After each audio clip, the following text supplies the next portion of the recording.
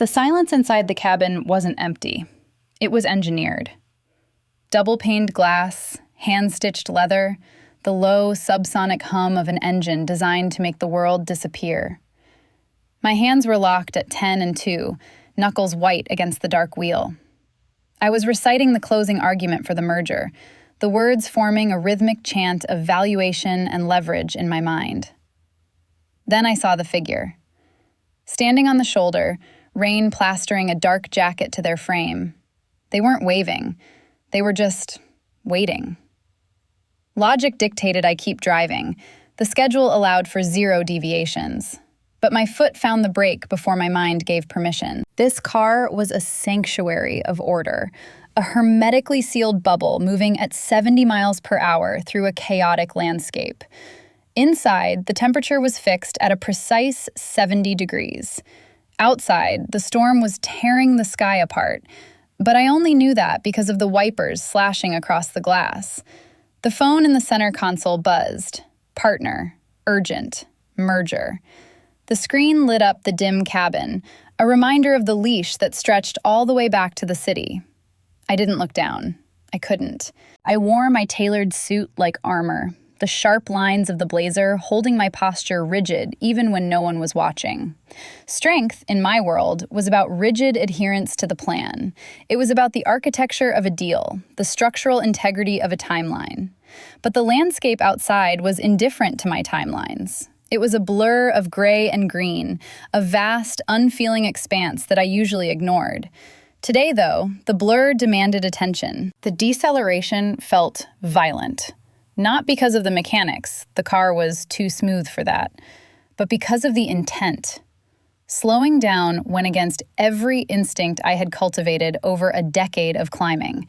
It felt like a betrayal of the momentum I lived by. The tires hissed against the wet asphalt, the sound rising in pitch as the speedometer dropped. 60, 40, 20. The friction was a physical resistance between the desire to keep moving and the inexplicable need to stop. The shoulder of the road was gravel and mud, a stark contrast to the pristine interior of my life. I watched the figure in the rearview mirror as I rolled to a complete halt. Why was I doing this? The merger was in 3 hours. The partners were waiting. Every second spent idling was a leak in the hull of my career. But the pull was visceral, a physical tug in the center of my chest that had nothing to do with charity. It was curiosity, or maybe a sudden, desperate need to break the glass. I unlocked the doors. The sound was a sharp thud in the quiet. When the passenger door opened, the sanctuary was breached. The storm didn't just enter, it invaded. The wind roared into the vacuum, carrying with it the heavy, metallic scent of ozone, wet earth, and gasoline. It was raw and messy, instantly clashing with the sterile leather and filtered air. Raindrops spotted the pristine dashboard, chaotic imperfections on a surface that was never meant to be touched by the elements. The noise was deafening after the silence, a sudden reminder that the world outside was loud, wet, and uncontrollable. The figure slid into the seat, bringing the damp cold with them. A backpack hit the floor mat with a heavy, wet sound. The door slammed shut, sealing us back inside, but the air had changed. The silence that returned wasn't the engineered quiet of before. It was heavier now, charged. The smell of rain lingered, sharp and intrusive, overpowering the leather. The schedule was still running in my head, the closing argument still queued up, but the rhythm was broken. The passenger sat there, dripping water onto the expensive upholstery, and for the first time in years, I didn't verify the destination. I just felt the heat of a stranger in the space where only order used to exist. She didn't just enter the car, she happened to it. The passenger seat, usually a pristine expanse of unoccupied leather, was suddenly overwhelmed by damp denim and the heavy, saturated canvas of a backpack that looked like it had been dragged through half the country. Water dripped from the hem of her jacket, dark spots blooming on the floor mat like ink. It was a violation of the ecosystem I had so carefully curated. The air, previously scrubbed clean, instantly thickened. It smelled of wet asphalt, the metallic tang of ozone, and the sharp scent of cheap gas station coffee. It was the smell of the world I kept behind glass, now sitting 6 inches from my right arm. I waited for the script. The "thank you so much," the "I've been standing there for hours," the apologetic shuffle of a person realizing they are muddying up a 6-figure vehicle. I had the responses filed away. A polite nod, a dismissive "it's fine," a quick calculation of the cleaning fee. But she didn't speak. She just settled in, shifting until her boots, heavy, worn leather caked with red mud, rested dangerously close to the center console. She exhaled, a long sound that seemed to slow the very air in the cabin. "Nice rig," she finally said. Her voice was a low hum, textured and rough, scraping pleasantly against the silence. It wasn't a compliment. It was an assessment. "Where are you headed?" I asked. My voice sounded brittle, overly enunciated. I sounded like a lawyer. She turned to look at me, and even in the periphery, I felt the weight of it. "West." "West is a direction," I corrected, checking the blind spot with aggressive precision. "I need a destination, a town, a drop-off point." "West is enough for now," she replied, unbothered by my tone. She leaned back, closing her eyes for a second, completely disregarding the tension radiating off me. Regret spiked in my chest, hot and immediate. This was a mistake. I had invited chaos into the sanctuary. The schedule in my head began to fracture. The closing argument I had been rehearsing dissolved into static. I drove harder, the acceleration smoother than my pulse, trying to outrun the sudden claustrophobia of sharing this space. I checked the rear view, the side mirror, the speedometer. My eyes darted, cataloging risks, managing the variable. "You're going to snap it," she said. I didn't look at her. "Snap what?" "The wheel." I glanced down. My hands were locked onto the leather, the tendons in my forearms taut wires. "I'm driving," I said, defensive. "No," she countered, shifting to face me. Her eyes were open now, dark and amused. "That's not driving. That's holding on for dear life. What are you afraid will happen if you loosen up? Gravity isn't going to fail." "It's about control," I snapped. "It looks like fear," she said. It wasn't an insult. It was a calm observation, delivered with the confidence of someone who had nothing to lose. "You hold that wheel like it's the only thing keeping you from falling off the earth." I tightened my grip instinctively, proving her point. "I have a schedule to keep. Precision requires tension." "Does it?" She tilted her head, watching me. "Or does it just make you tired?" I didn't answer. I couldn't. The truth of it sat heavy in my throat. I focused on the road, the wipers slicing back and forth. But the dynamic had shifted. It was the silence of being seen, truly seen, by a stranger who had brought the storm inside with her. I needed to reclaim the architecture of the conversation. Silence was a variable I couldn't control, so I filled it with the only tool I had left: the standard deposition of social pleasantries. "So," I started, the word hanging sharp in the humid air of the cabin. "What do you do? When you're not standing on roadsides in the rain, I mean." It was a resume question, a categorization tactic. I wanted to put her in a box: student, drifter, artist, unemployed, so I could file her away and lower my heart rate. Kaya didn't answer immediately. She was watching the wipers slice back and forth, mesmerized by the rhythm. "I collect moments," she said finally, her voice low and unhurried. "I work enough to buy a ticket to the next place. I stop when I run out. I move when I fill up." "That's not a career," I said, the lawyer in me rejecting the ambiguity. "That's just drifting." "It's living," she corrected, turning her head to look at me. The movement was fluid, like water finding a new path. "What do you do, Isabella, besides drive this car like you're trying to strangle it?" "I'm a corporate litigator," I said, the title usually acting as a shield. "I facilitate mergers. I ensure structural stability for large-scale entities." "You build cages," she said. It wasn't an accusation, it was just a translation. "You make sure everything stays exactly where it's supposed to be. Safe, locked down, predictable." "Security isn't a cage," I argued. my eyes flicking to the rearview mirror, checking for threats that weren't there. It's necessary. It's how the world functions. It's how your world functions, she murmured. She shifted in her seat, and the leather creaked, a sound of friction and weight. You check that mirror every 12 seconds. I counted. You're waiting for something to catch you. I'm driving safely. You're driving like you're escaping, she countered. The air in the car felt suddenly thin. She was dismantling me, peeling back the layers of my professional persona with terrifying efficiency. I wanted to tell her to stop, to look out the window, to be the passive passenger she was supposed to be. But I couldn't look away from the road, and I couldn't stop listening to the cadence of her voice. It was deep, resonant, vibrating in the small space between us. It's getting stuffy, she noted. Before I could reach for the climate control, she moved. Her left hand lifted, crossing the invisible barrier of the center console. I flinched, a microscopic reaction, my muscles seizing in anticipation of contact. She didn't touch me, but she invaded the airspace. Her hand hovered near the dashboard vent, inches from my shoulder. Time seemed to warp, slowing down to the beat of the wipers.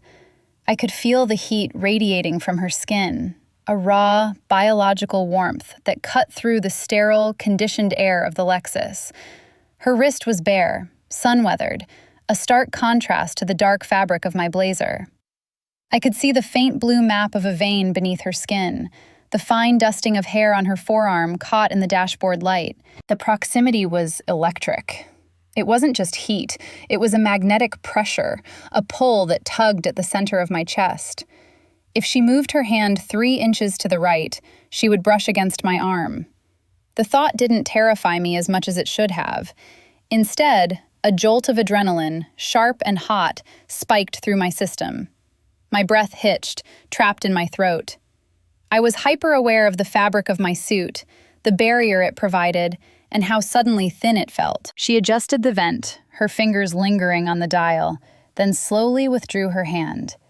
The absence of her heat left a cold spot in the air, a vacuum that my skin seemed to mourn. "Better," she said, settling back. "You don't know anything about me," I whispered, the words lacking their usual force. "I know you're tired," she said softly. "I can see the tension in your jaw. You're holding it so tight, Isabella. What happens if you just let go?" "Chaos," I said. "Everything falls apart." "Or maybe," she suggested, her voice dropping to a register that vibrated in the seat frame, "everything finally opens up." I opened my mouth to defend the walls I had built, to explain the necessity of the fortress, but the car interrupted me. A chime, melodic but insistent, rang out from the dashboard. A singular red warning light blinked into existence on the instrument panel. The smooth, subsonic hum of the engine faltered, replaced by a hollow, grinding stutter. The machinery, my perfect, expensive shield against the world, had betrayed me. The steering wheel, previously a precision instrument responding to the lightest touch, turned into dead weight in my hands. The power assist vanished, leaving me wrestling with 2 tons of metal and leather that suddenly felt inert and stubborn. We coasted, the momentum bleeding out of the vehicle like air hissing from a punctured lung. I guided us onto the gravel shoulder, the tires crunching violently, a gritty, textured sound that vibrated up through the floorboards and into my heels. The warning light on the dash blinked once, a red eye mocking my carefully laid plans, before fading into nothing.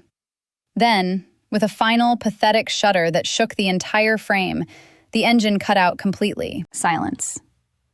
Not the engineered silence of the cabin at 70 miles per hour, but the heavy, ringing silence of a dead machine. The dashboard went dark. The climate control wheezed its last breath of filtered air. We were just sitting in a metal box on the side of a forgotten highway, surrounded by emptiness. My hand flew to the center console. I grabbed my phone, waking the screen with a desperate jab. Searching. The word pulsed in the corner, a digital taunt. No bars. No LTE. No connection to the partners, the merger, or the life that was currently unraveling 300 miles away. I stared at the screen until it went black, reflecting my own frantic eyes back at me. The schedule wasn't just disrupted, it was incinerated. The panic started in my stomach, a cold, twisting knot. I was trapped. I was useless. I was unreachable. The signal loss felt like an amputation. "Well," Kaya said. The syllable hung in the quiet, devoid of any urgency. I turned to her, ready to snap, ready to blame her presence for the karma that had clearly just struck my vehicle. But she wasn't looking at the dashboard or the phone. She was looking out the window. The rain had stopped, leaving behind a world that looked steamed and saturated. "Looks like we're walking. Or waiting," she murmured. She unbuckled her seatbelt. The click was deafening in the sudden quiet, and opened her door. "Don't," I ordered. It was a reflex. "We need to stay inside. Call for assistance." "You can't call anyone, Isabella. Your lifeline is dead." She stepped out, her boots hitting the gravel with a solid, confident thud. "And it's getting hot in there." She was right. Without the AC, the cabin was rapidly becoming a greenhouse. But leaving the car felt like admitting defeat. It felt like abandoning the last scrap of my authority. I watched through the windshield as Kaya walked around to the front of the car. She stretched her arms over her head, a slow, feline movement that highlighted the easy grace of her body. She leaned back against the hood, crossing her ankles, looking out at the vast, empty horizon of scrub brush and wet asphalt. She looked entirely at home in the disaster. She tilted her head back, exposing the long line of her throat to the humid air, unbothered, patient. She was treating this catastrophe like a scenic overlook. I couldn't stay in the leather box. The air was stifling, pressing against my throat. I grabbed the door handle, the mechanism feeling heavy and mechanical without the power locks. I pushed it open. The heat hit me first, heavy, wet, and smelling of damp sage and drying pavement. I swung my legs out, and my Italian leather heel sank immediately into the soft, wet mud of the shoulder. I felt the grime coat the pristine leather, a ruinous sensation that made me wince. I stood up, the gravel shifting unsteadily beneath my feet, feeling ridiculous in my tailored suit against the backdrop of wild, unkempt nature. I slammed the door shut and walked toward the front, moving toward her. I stood before the open hood of the Lexus like a pilgrim before a shrine in a language I didn't speak. The engine block was a complex, silent beast of plastic covers and hidden mechanics, radiating a heat that shimmered in the humid afternoon air. My billable hours, my knowledge of contract law, my ability to negotiate seven-figure settlements, none of it mattered to a loose connection or a failed belt. Kaya didn't ask for permission. She didn't offer a tentative, "maybe I can help." She simply moved past me, her shoulder brushing my arm, a solid, warm weight that lingered after she was gone. She reached into the engine bay, testing a hose, checking a connection, her movements fluid and practiced. She wasn't guessing. She was diagnosing. "It's not the belt," she murmured, more to herself than to me. She straightened up and began to roll up the sleeves of her denim jacket. I watched, mesmerized despite the anxiety coiling in my stomach. As the fabric pushed up past her elbows, it revealed forearms that were a testament to a life lived outside. Her skin was sun-weathered, dusted with freckles and the faint white lines of old scars. The muscles shifted under the surface as she leaned back in, corded and capable. There is a specific, dangerous kind of magnetism and capability. Watching her navigate the chaotic geography of that engine block, ignoring the grease that smeared onto her fingers, the contrast was sharp. It wasn't just that she was beautiful in a rough, unpolished way. It was that she was handling the thing I couldn't touch. She was solving the problem I couldn't think my way out of. "I need you to hold this," she said, her voice echoing slightly from the depths of the machinery. I stepped closer, the heat from the engine wrapping around my legs. "What is it?" "Just the tensioner. Keep it pushed back. Hard." She guided my hand. Her fingers were rough, calloused maps of everywhere she'd been, and when they wrapped around my wrist to position my hand, the contrast was startling. My skin was pale, manicured, soft from a life spent indoors. Hers was textured, stained with oil and road dust. The contact was electric. It wasn't a gentle touch. It was utilitarian, firm, a necessary anchor, but it sent a shockwave through my nervous system that had absolutely nothing to do with the car. I held the metal piece where she placed me, my breath hitching in my throat. She leaned in closer to work on the connection, her head inches from my chest. I could smell her now, distinct from the ozone and the gas. She smelled of cedar, old rain, and the salt of her own skin. It was an intoxicating, grounding scent. I watched the focus in her eyes, the way her brow furrowed in concentration, the bead of sweat tracking down her temple. I wanted to reach out and wipe it away.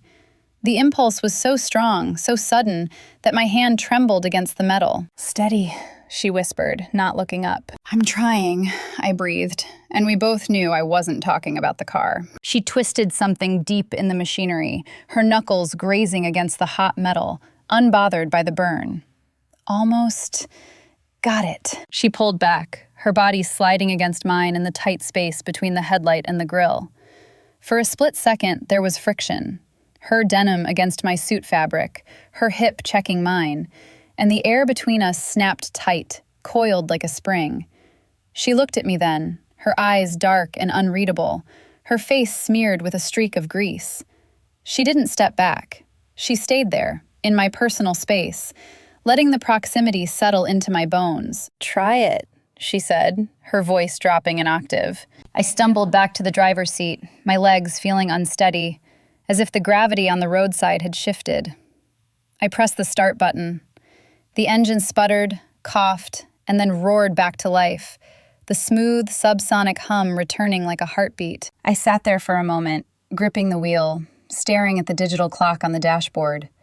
The numbers mocked me. The merger meeting had started 20 minutes ago. The window of opportunity had slammed shut while I was holding a tensioner on the side of a deserted highway. The schedule was dead. My career, or at least the version of it I had been killing myself to maintain, was currently bleeding out on the asphalt. Kaya slammed the hood shut, the sound final and heavy. She walked around to the passenger side, wiping her hands on her jeans, leaving dark streaks on the denim. She climbed in, bringing the smell of the storm and the engine with her. "We're running," she said, buckling up. "We're late," I corrected, staring straight ahead. "I missed it. It's over." "The meeting?" she asked. "The life," I whispered. "Good," she said, and I could hear the smile in her voice. "Now we can actually go somewhere." We drove west, chasing the bleeding edge of the sun as it dipped below the horizon. The light turned syrupy and gold, stretching the shadows of the scrub brush across the dashboard until they touched my hands on the wheel. The urgency that had fueled the first 4 hours of the trip, the frantic need to make up time, to beat the clock, to salvage the schedule, had evaporated with the steam from the engine. We were moving, but we were no longer rushing. The car, once a vessel for efficiency, had become a capsule drifting through a void. The atmosphere inside had shifted again. The hostility of the intrusion and the panic of the breakdown were gone, replaced by a conspiratorial quiet. We were partners now, accomplices in the murder of a career.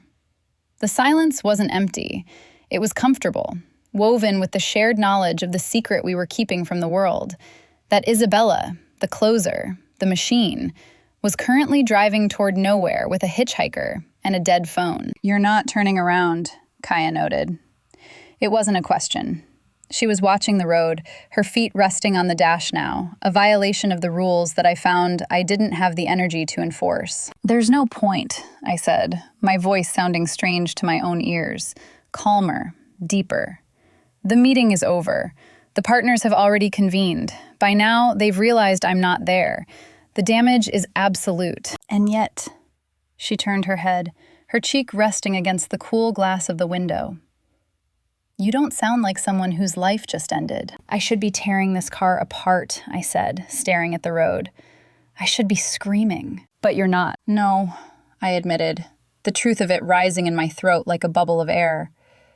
"I'm not. I feel light." "Weight is just perception," she murmured. You carried a lot of it for people who probably wouldn't help you change a tire. I glanced at her. In the fading light, her profile was sharp, etched against the blurring landscape. I didn't want the merger, I said softly. It was the first time I had said the words aloud. I hadn't even thought them clearly until that moment. I spent 6 months building the architecture of that deal, brick by brick, and the entire time I was hoping the foundation would crack. And then the car did it for you, she said, a small smile playing on her lips. The car did it for me. Night fell like a curtain dropping. The world outside the windows disappeared, swallowed by an ink-black darkness that felt absolute. We were the only 2 people left on Earth, suspended in the glow of the dashboard lights. The amber LEDs reflected in our eyes, creating a private constellation within the cabin. The rhythm of the tires on the asphalt became a hypnotic hum, a heartbeat that synced with my own. The isolation was intoxicating. There were no emails, no demands, no expectations. Just the road, the hum, and the woman sitting next to me. I could feel her looking at me. It wasn't the casual glance of a passenger checking the driver. It was a weight, a tangible pressure against the side of my face. I didn't turn to meet it. I kept my eyes on the high beams cutting through the dark, but my body reacted. The skin on my neck prickled. The air in the car thickened, charged with an intent that had been simmering since she first adjusted the vent. "You have a good face for driving," she said quietly. Focused, intense, but softer now. "Softer?" I asked, risking a glance. Her eyes were dark pools in the shadows, locked onto mine. "Yeah, like you finally took the armor off." The air between us pulled tight, a physical tension that made it hard to breathe. I wanted to pull over. I wanted to keep driving forever. Then, a flicker in the distance broke the spell. A neon sign, buzzing and erratic, cut through the darkness.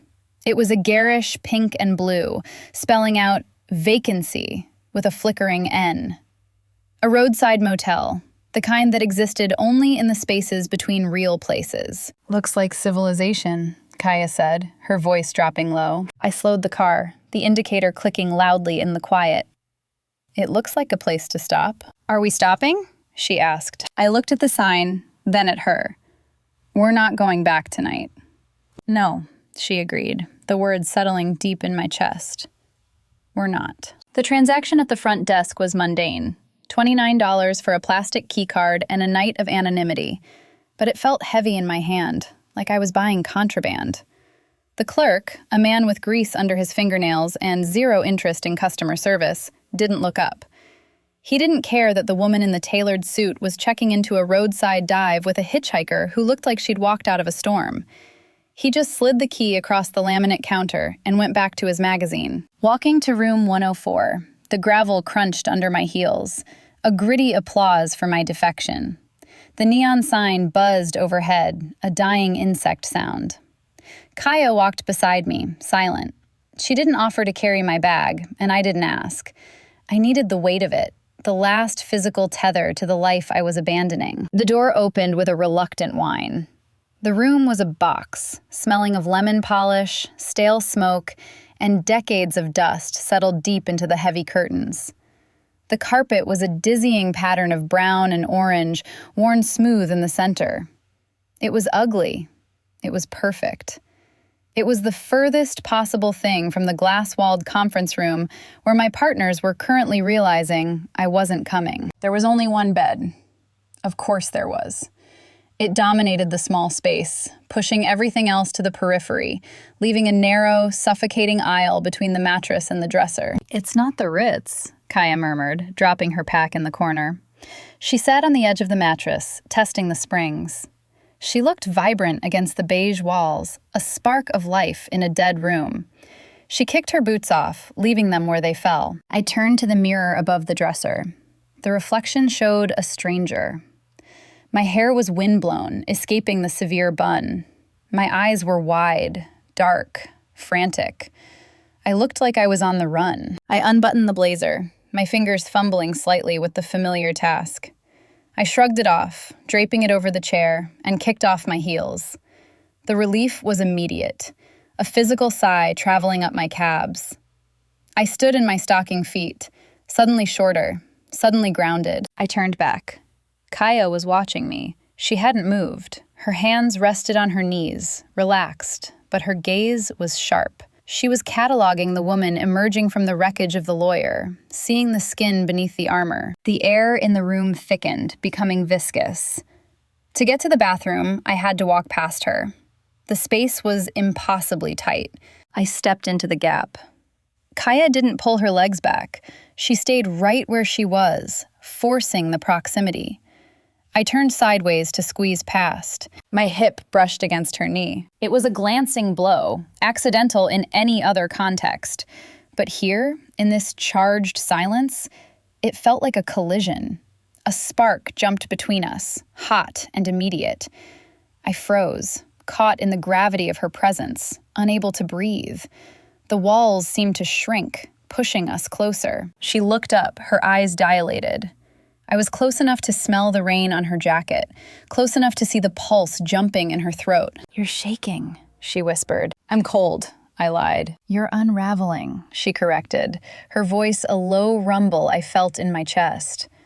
"And it looks good on you." "I need water," I managed, fleeing into the bathroom. I leaned against the cool wood, listening to the blood rushing in my ears, louder than the storm. I stayed in the bathroom until the silence outside the door felt heavier than the hum of the ventilation fan. When I finally turned the knob, the room had changed. The harsh overhead light was off, leaving only the amber glow of the parking lot street lamp filtering through the thin synthetic curtains. It cast long, bruised shadows across the carpet, turning the cheap motel room into something softer, something almost private. Kaya hadn't moved from the bed, but her posture had shifted. She was sitting on the edge of the mattress, elbows resting on her knees, her hands clasped loosely. She looked up as I stepped out, her eyes catching the dim light. There was no expectation in her gaze, no demand for an explanation of why I had fled, just a calm, steady presence that anchored the room. I walked over, the carpet feeling gritty against my stocking feet, a texture that should have repulsed me, but instead felt grounding. I sat down next to her, leaving a deliberate 12 inches of space between us. The mattress was soft, holding the memory of too many travelers, and my weight caused it to dip, tilting me slightly toward her gravity. "You didn't run," she said. Her voice was a low murmur, barely disturbing the air. Yet it resonated in the quiet space like a struck bell. "I have nowhere to go," I whispered, the admission tasting like ash. "My phone is dead. My car is outside. My schedule is gone." "You have everywhere to go, Isabella," she corrected gently, turning her body to face me. "You just stopped looking at the map." The space between us felt charged. She moved then, shifting her weight, closing the distance I had tried to maintain with a terrifying ease. She smelled of the storm we had driven through, ozone and wet earth, layered with something warmer, like cedar and the salt of her own skin. "You're still holding your breath," she observed. Her hand lifted, slow and deliberate. She wasn't asking for permission. She was initiating a protocol I didn't know how to navigate. Her fingers grazed the nape of my neck, cool against my flushed skin. I shivered, a violent, involuntary tremor that started at the base of my spine and ended in my fingertips.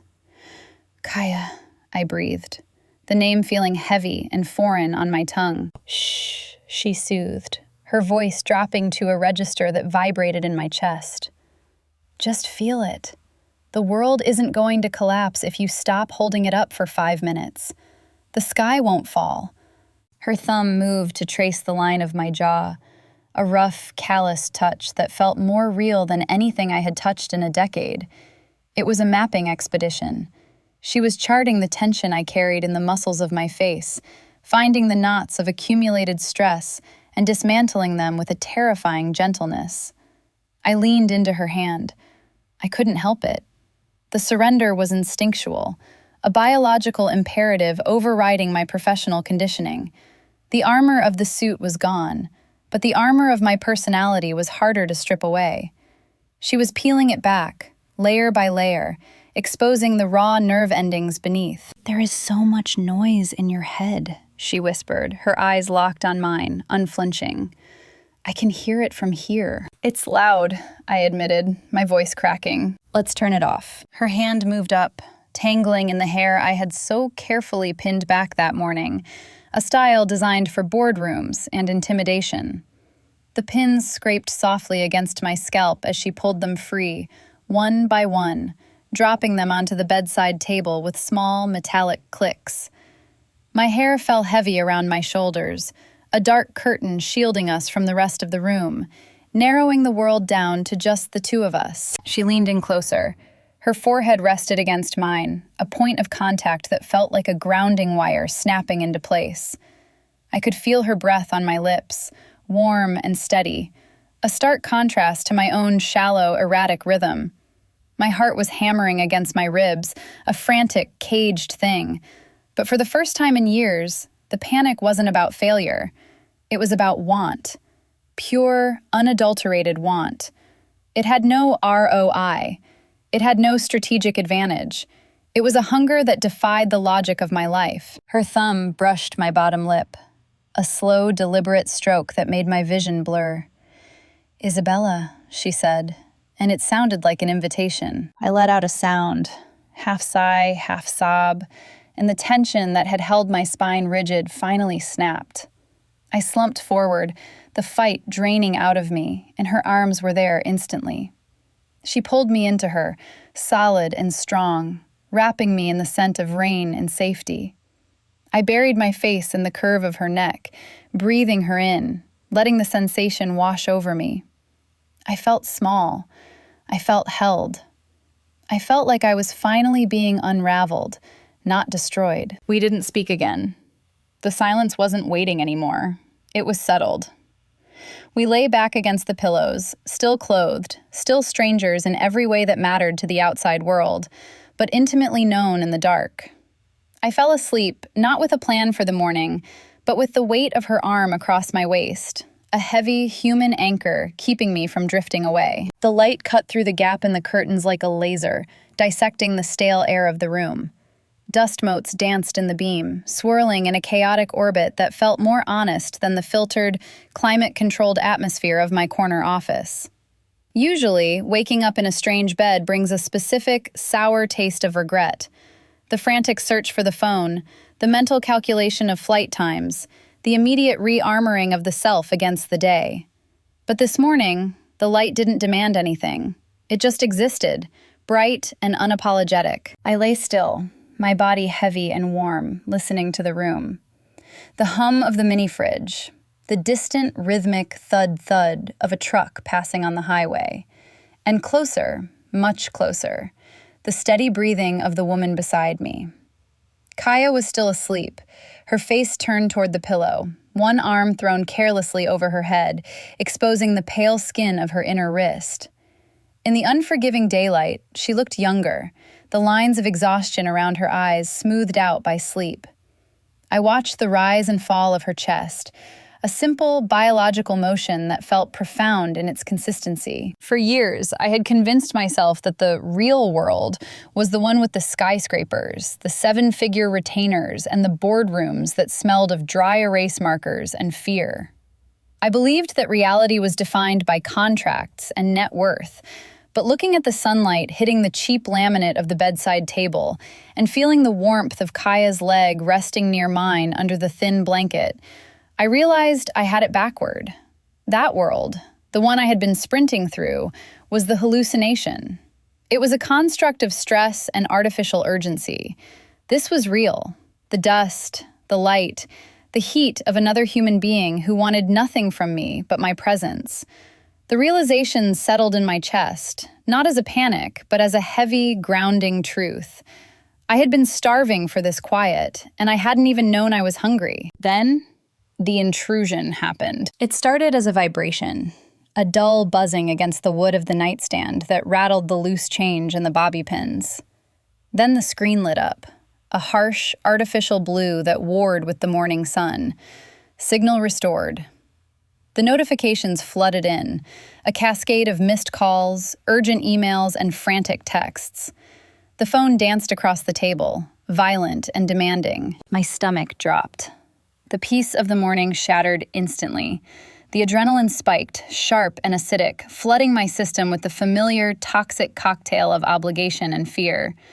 The merger, the partners, the explanation. My hand twitched, the muscle memory of 10 years of obedience overriding the quiet of the last 12 hours. I sat up, the sheet falling away, exposing me to the cool air. I stared at the device like it was a live grenade. It was a lifeline to the safety of the known path, a portal back to the version of myself that made sense to the world. The mattress shifted. Kaya stirred, blinking against the light. She didn't jump or ask what was happening. She just propped herself up on one elbow, her hair messy, her eyes clearing slowly as they focused on the buzzing phone, and then on me. She didn't reach for me. She didn't tell me to ignore it. She didn't offer an ultimatum. She simply watched. Her gaze was steady, calm, and terrifyingly open. It stripped away the panic and left only the choice. In her silence, I heard the question she wasn't asking. Are you going back to the cage now that the door is open? The phone stopped buzzing for a second, then started again immediately. A new call. The office. I looked at Kaya. I looked at the phone. The safety of the script versus the terrifying potential of the unwritten page. My heart hammered against my ribs, a trapped bird throwing itself against the bars. I reached out. My hand hovered over the screen, trembling slightly. My fingers closed around the phone. It felt cold, alien against my skin, like holding a piece of ice that refused to melt in the morning heat. I slid the icon to answer. Isabella? The voice on the other end was shrill, pitched high with the specific, jagged panic of a deal going sideways.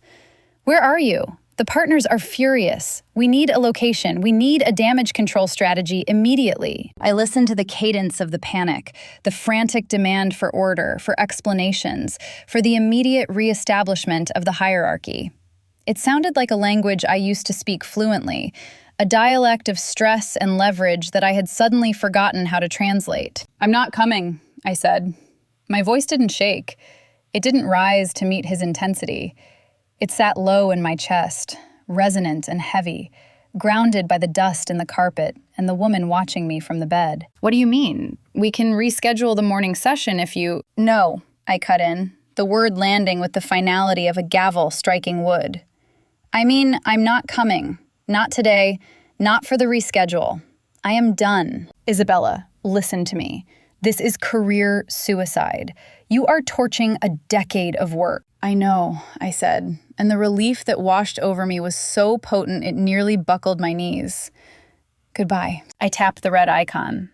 The connection severed. It wasn't just a call ending. It was a tether snapping, a steel cable parting under tension. The silence that rushed back into the room wasn't empty. It was full of oxygen. I looked at Kaya. She hadn't moved, but her smile was small, sharp, and knowing. She didn't say, "Good for you." She didn't need to. She just watched the weight drop from my shoulders. Getting dressed felt like performing an autopsy on my former self. I pulled on the trousers, the blouse, but when I reached for the blazer, that structural masterpiece of wool and ambition, I stopped. I ran my thumb over the lapel. It looked like a costume for a play I had finished acting in, a stiff, restrictive casing for a person who no longer existed. I left it on the chair. I left the heels there too, standing like sentinels guarding a ghost.